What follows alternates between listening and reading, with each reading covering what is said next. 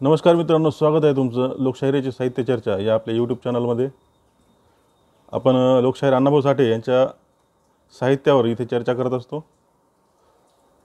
त्यांचाच पहिला कथासंग्रह खुळवाडी यामधील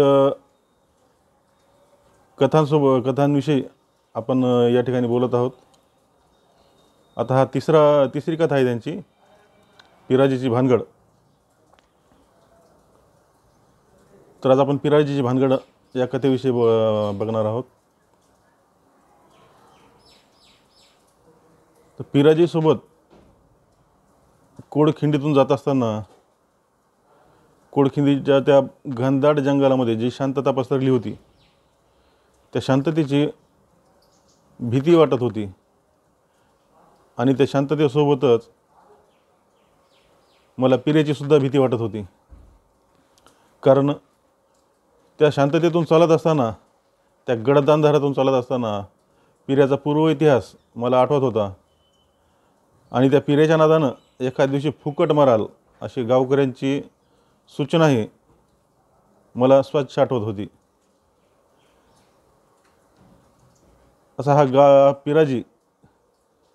पिराजी तसा फार कमी बोलायचा कोणालाही।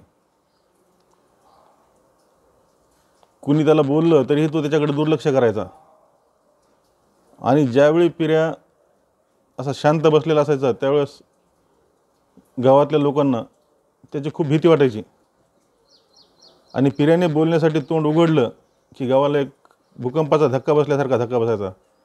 कारण असे भरपूर धक्के त्यांनी गावाला दिले होते। पिराजी हा एक काळा सावळा सरपातळ देहयष्टीचा एक माणूस आहे। पण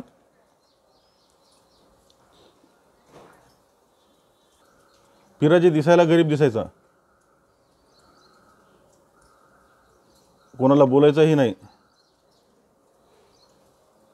मग पिराजी नेमका आहे कसा हाच गावाला प्रश्न पडला होता की नेमका पिराजी काय आहे? हे गरीब दिसणारा पिराजी का भानगडी करणारा पिराजी, हे लोकांना कळत नव्हतं। आणि जसं एखाद्या दगडामधून झाड असं वाकडं तिकडं वर येत असतं, त्याप्रमाणे त्याचं मन असं वेगवेगळ्या संकटातून वाकडं तिकडं वर आलं होतं, हे कोणाच्या लक्षातच येत नव्हतं। अशा ह्या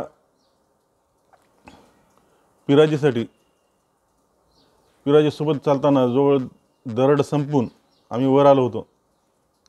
6 मैल चाललो तरीसुद्धा पहाड दिसत नव्हती आणि पिराजीने मला खोटं सांगितलं याचा मला भयंकर राग आला होता। आणि मी त्याला विचारलं की पिराजी अजून दिवस कसा उगवत नाही रे?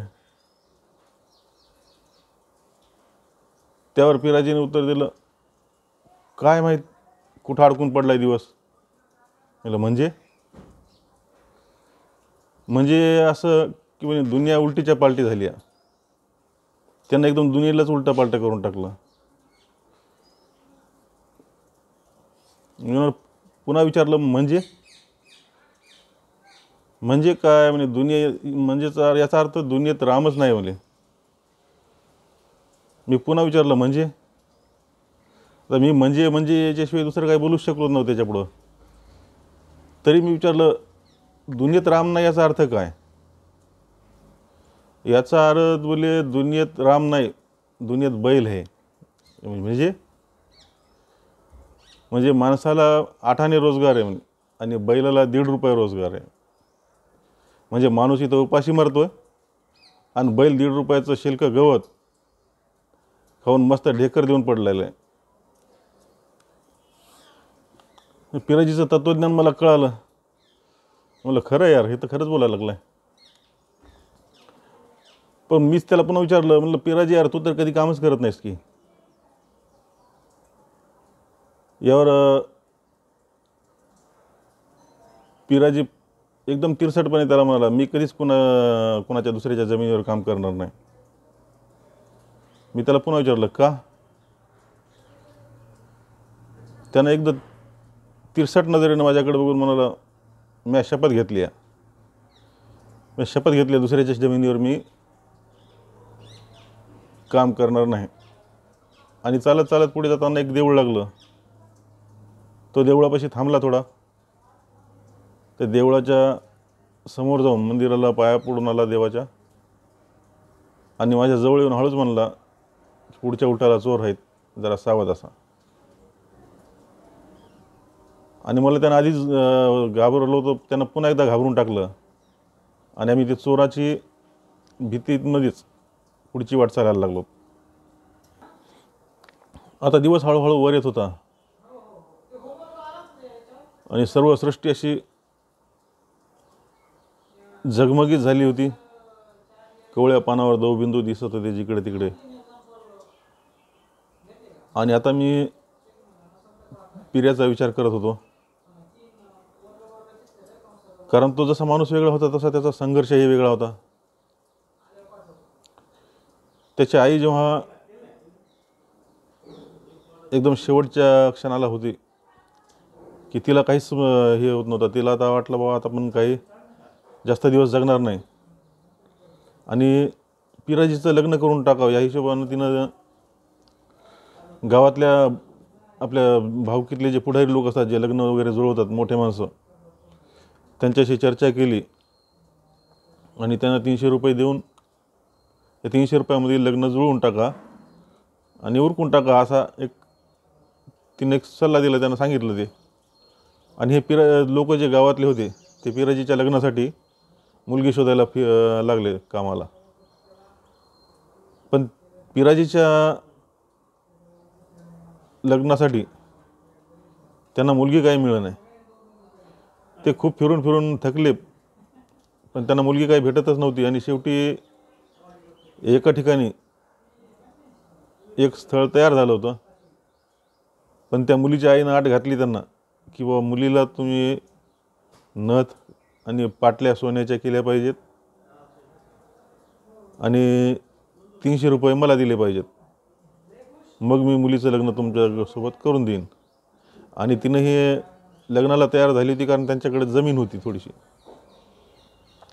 आता हे सगळे लोक तिथून तिची आट ऐकून घरी आले आणि म्हातारीला सांगायला लागले की बाबा म्हातारी 300 रुपयात तर काही होत नाही, हे लग्न जर करायचं असेल तर कमीत कमी 1000 रुपये तर लागतील बोले तुला, कारण तिला सोन्याचं नथही करून द्यायची, पाटल्या करून द्यायच्यात आणि त्या म्हातारीला 300 रुपये द्यायचेत. हे जर लग्न व्हायचं असेल तर 1000 रुपये लागतील. आता यानं माहीत होतं की हे 1000 रुपये म्हातारी काही करू शकणार नाही आणि ह्या 300 रुपयातले बरेच पैसे यांनी उडवलेले असतील. मग हे सगळं आपलं शांतपणे ऐकणारा पिराजी, हा पिराजी कधीच न बोलणारा पिराजी, त्या दिवशी त्याने सहज म्हणलं 1000 रुपये दिले म्हणजे लग्न होईल का? तर ते भावकीतले म्हणले हां 1000 रुपये दिले म्हणजे लग्न होणार, म्हणजे पक्क सगळंच होऊन जाईल म्हणे त्याच्यामध्ये 1000 रुपयामध्ये. तुम्ही ठीक आहे म्हणे, तुम्ही तयारीला लागा, मी तुम्हाला उद्या सकाळी 1000 रुपये आणून देतो. ती पुढारी मंडळीसुद्धा तयार झाली. 1000 रुपयामधून त्यांनासुद्धा काही ना काही भेटणार होतं, त्यामुळे ते सुद्धा तयार झाले, खुश झाले, सगळे यांनी गेले. आणि बऱ्याच लोकांना प्रश्न पडला की बा हा पिऱ्या 1000 रुपये कुठून आणून देणार आहे? आता 300 दिलेले पण हे 700 रुपये कुठून आणणार आहे? हे 700 रुपये जमा करण्यासाठी पिराजी काय करणार आहे याची सगळ्यांना धडकी भरली. आणि सगळेजण आपापल्या घरामधले आपल्या आपल्या तिजोऱ्या, आपले आपले दागिने, पैसे सांभाळून त्याच्यापाशी सावध बसू लागले.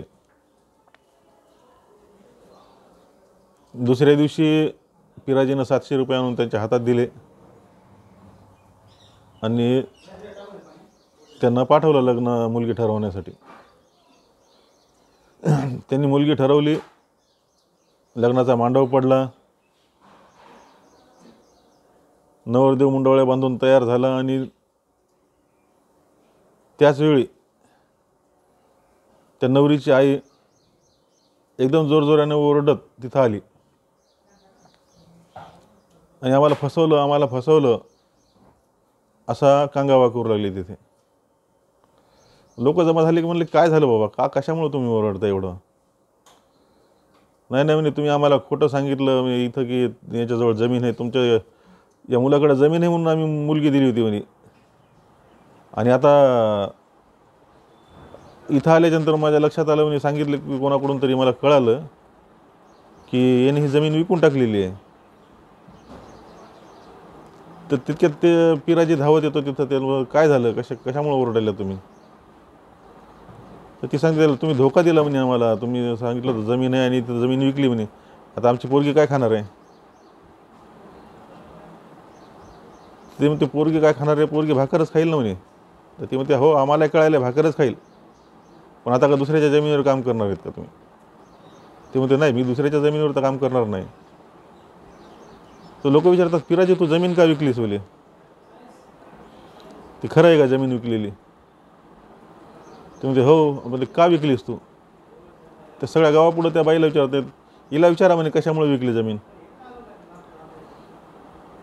अरे म्हणे हिला काय विचारायचं, तू सांग की तुला कशामुळे विकली. तर म्हणे हिलाच सोन्याच्या पाटल्या पाहिजे होत्या, नथ पाहिजे होती, आणि 300 रुपये पाहिजे होते म्हणे. तर बोलण्याच्या याच्यामध्ये म्हणते 300 रुपये नथाला याला सोन्याला गेले काय, 300 रुपये यांच्या. ते म्हणते काय मड्यावर फेट टाकले का माझ्या? मन म्हणे असंच म्हण, तुला म्हणायचं आहे ना माझ्या मड्यावर टाकले 300 रुपये. नाही म्हणे मी कशाला बनू, 300 रुपये तुमच्याकडे तुम्हाला दिले ना म्हणे मी. ते म्हणे हो मला दिले म्हणजे काय, तू शेत विकायचं होतं का? ते म्हणते हो आता झालं सगळं, आता गपचूप लग्न लावून द्या म्हणते आणि जा तुम्ही तुमचं. तुम्हाला आधीच म्हणलं होतं म्हणे मुकाट्यानं पोरगी द्या, तुम्ही दिली नाही म्हणे. तुम्ही आता आट घातली ही, मी माझं शेत विकून तुमची आट पूर्ण केली, आता पोरगी माझ्यासोबत द्या आणि निघून जा तुम्ही तुमचं. आणि अशा प्रकारे मग त्याचं लग्न झालं. आणि जमीन गेल्यामुळं म्हातारीसुद्धा खंगली त्याची, की आता जमीन नाही, दुसऱ्याच्या शेतात जाऊन काम करावं लागणार आहे. या विचारामध्ये म्हातारी काही दिवस जगून लग्नानंतर काही दिवसामध्येच म्हातारी मरून जाते त्याची. त्याची बायको त्याच्या मागे लागते की बाबा याच्याकडे कामाला जा, याच्या जमिनीवर इथं निंदणीचं काम आहे, खुरपणीचं काम, याच्या कामाला आहे, शेतामध्ये काम आहेत. ते म्हणते तू मला गाढवा आणून दे, मी गाढवं वळतो, पण दुसऱ्याच्या शेतावर कामाला जायचं मला सांगू नको. आणि एकदम असा निर्वाणीचा इशारा दिल्यामुळे मग ती बायकोसुद्धा बिचारी काही करू शकत नाही. मग ती स्वतःच आपली दुसऱ्याच्या शेतावर जाऊन काम करायचं आणि याचा संसार चालवायचं, असं तिचं चालू असतं. योगायोगानं त्याच्या गावामध्ये जुना फौजदार बदलून तिथं नवीन फौजदार आलेला असते. आणि त्या फौजदाराजवळ असतात घोडा आहे, एक म्हैस आणि एक रेडकू आहे. तर तिथं जाऊन पोचतो ह्या पिराजी. आणि पिराजी तिथं जाऊन फौजदारासमोर हात जोडून त्याला सांगतो की मला घोड्याचा खरारा वगैरे करता येतो, मी तुमचा घोडा सांभाळू शकतो. हे फौजदार त्याला काय ऐकत नाही, मान देत नाही. पण हा बराच मागं लागल्याच्यानंतर मग शेवटी त्याला म्हणतो ठीक आहे म्हणतं, हे घोड्याचा खरारा आहे तो तुला, पण ते नुसता घोडा नाही, ही म्हैसही सांभाळावं लागेल आणि हे रेडकू बी सांभाळावं लागेल. ते म्हणतो ठीक आहे साहेब, तयार आहे मी. ठीक आहे म्हणे, दिवसाला 5 आणे रोख मिळतील तुला. आता दुसरं काही काम करायचं नाही शेतामध्ये, त्यामुळे जे मिळालं ते काम करायचं या हिशोबानं त्यानं तयार झालेलं असते. ते म्हणते ठीक आहे म्हणते, मी करतो काम हे. आणि फौजदाराचं घोडा, म्हैस आणि रेडकू हे सांभाळण्याचं काम 5 आणे रोजावर पिराजीनं सुरू केलं. आणि जसा तो फौजदार आला होता तसंच एका दिवशी त्याची बदली होऊन जाते. आता तो बदलीचं आपापल्या दुसऱ्या गावाला जाणार म्हणून पुन्हा याचा पिराजीचा चेहरा थोडासा मलूल झालेला आहे. पण तो त्याच्या एका घोड्याला नदीवर आंघोळीसाठी नेत असतो, घोड्याला, म्हशीला आणि त्या रेडकाला. तर रस्त्यातच त्याला ते एक हे भेटते, धोबी भेटते. की काय पिराजी कुठं चालला म्हणजे? ते हे काय घोडदळ आहे ना म्हणे, घोडदळाला घेऊन चाललो इकडं नदीला आंघोळ घालायला. अहो म्हणे बसून जा की म्हणे घोड्यावर. आता हे धोबी याचे स्वतःच्या मालकीचे गाढवं आहेत, त्याच्यामुळे गाढवावर बसून चाललेलं असते. ते म्हणे तुमचे हे गाढवं तुझे आहेत म्हणे बाबा, मालकीचे तुझ्या, हे घोडदळ सरकारी आहे, हे कुठं माझ्या मालकीचं आहे? अहो तसं काही नसते म्हणे. तुम्ही काम करायला ना, माणसानं काम करणं महत्त्वाचं आहे. तुम्ही हो ते तर खरंच आहे म्हणे, काम करणं महत्त्वाचं आहे. तर तो परीट त्याला तत्त्वज्ञान शिकवायला जाते की म्हणते, हे बघ माझे 12 गाढव आहेत का नाही, हे ह्या 12 गाढवासंग मी एक 13वा गाढव बनून मेहनत करतो म्हणते, त्याच्यामुळं मी इतकं पोटभर खातो. तर त्याला सांगायचं असतं की बाबा असंच मेहनतसुद्धा तू सुद्धा कर. तर पिराजी त्याला म्हणते, बाबा हे गाढवं जे आहेत ना तुझे आहेत म्हणते, हे घोडं का माझं आहे का म्हणे, हे त्या फौजदाराचं आहे. ते परीट आपलं डोकं आपलं निघून जाते. मग हे आपलं घोडं म्हैस आणि ते रेडकू घेऊन नदीला जाते. घोड्याला बाजूला त्या गवत खायला सोडून नदीला मध्ये म्हशीला नदीत नेते आणि तिला धुत असते. इतक्यात एक कुंभार मडक्यासाठी माती न्यायला आले असते नदीच्या काठाची.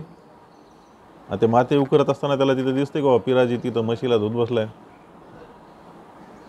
हे पिराजीला उगाच आपलं खोडे काढण्याच्या हिशोबानं कुंभार ओरडत तिथून. ते म्हणतं, काय पिराजी काय चाललंय? पिराजी म्हणते, काय नाही म्हणजे, हे काय म्हशी फौजदारणीला धुवायलो. हो हो म्हणजे बरं आहे, काही ना काही कामधंदा केला पाहिजे. पण आता कुठं कामधंदा करणार आहे म्हणे, तू फौजदारी हे फौजदार तर चाललाय म्हणे बदली होऊन इकडून.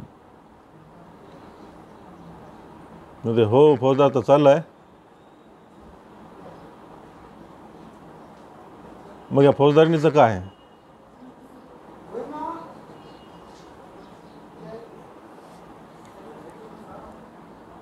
फौजदारणीचं काय असं विचारल्यावर पिराजी म्हणतो, फौजदारणीचं काय म्हणजे आता हिला बाजार म्हणे. आता म्हैस विकायची म्हणल्यावर एकदम कुंभाराचे डोळे असे बारीक होतात. हे स्वतः विचार करायला लागते की बाबा आता आपण हे म्हैस विकायला चालले तर आपण विकत घ्यावं काही म्हैस. हे विचार करता करता त्याला म्हणतो, हे कितीपर्यंत म्हैस विकायचं चाललं आहे याचं.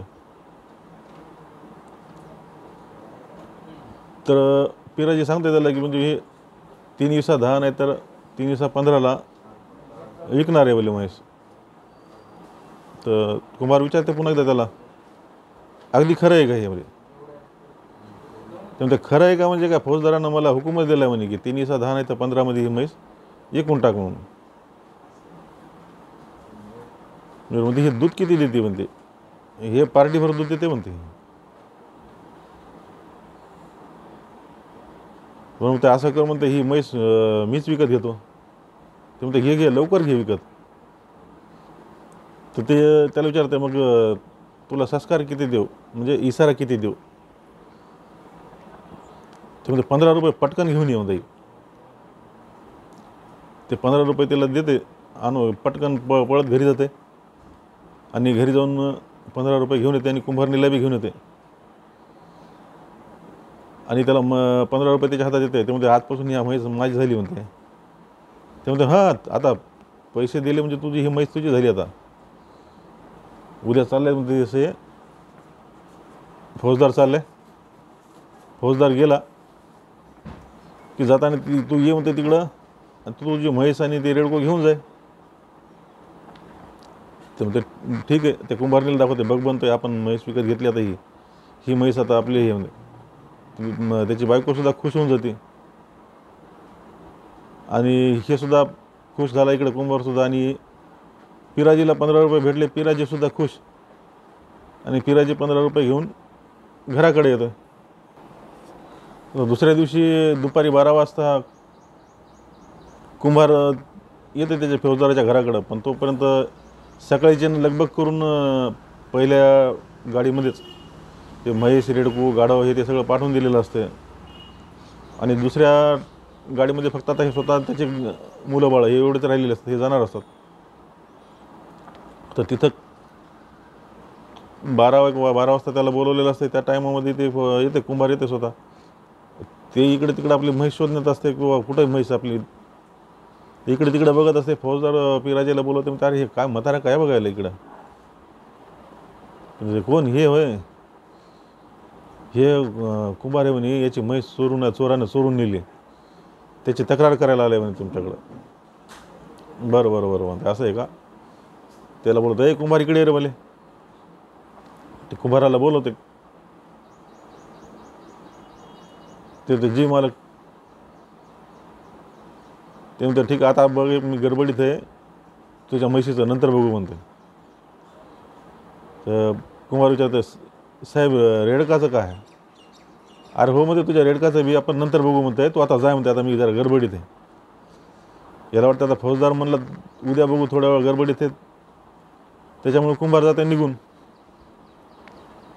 आणि फौजदारांना रागानं बोलल्यामुळं ते घाबरून जाते आणि थोड्या वेळानं फौजदार जाते निघून. नंतर फौजदाराला गेला तिकडे निघून आणि पैसा बी गेला निघून. मग कुंभार बसते ओरडत तिथे की बा यानंच माझे पिराजीनं 15 रुपये घेतले. हे म्हणते पैसे तर त्या फौजदारानं घेतले. आणि कुंभाराचे आणि याचे भांडणं जुंपतात तिथं.